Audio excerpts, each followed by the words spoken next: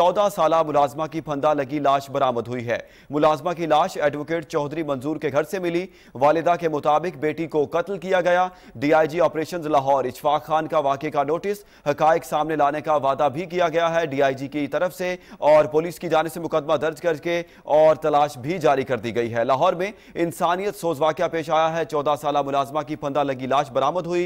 मुलाजमा की लाश एडवोकेट चौधरी मंजूर के घर से मिली है। इसी पर मजीद बात करेंगे मलिक मुश्ताक से। जी मलिक मुश्ताक, वाकये से आगाह कीजिएगा।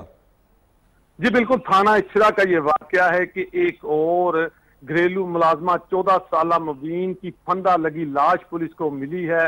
घरेलू मुलाजमा की लाश एडवोकेट चौधरी मंजूर के घर से मिली है। आपको बताता चलूंगा, घरेलू मुलाजमा को 1.5 माह कबल एडवोकेट चौधरी मंजूर के घर उसके वालिदैन ने रखवाया था, और गुज़िश्ता रात चौधरी मंजूर ने इसके वालिदैन को फोन किया कि आपकी बेटी की हालत ठीक नहीं है, इसे वापस घर ले जाएं।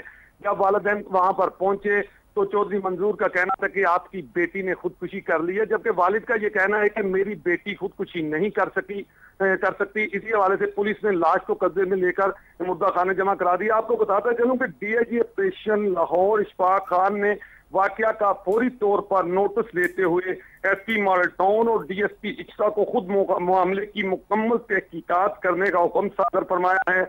और बताया जाता है कि एसपी डीआईजी ऑपरेशन का कहना है कि मेरिट पर तफ्तीश और इंसाफ के तमाम तकाजे जो हैं वो पूरे किए जाएंगे।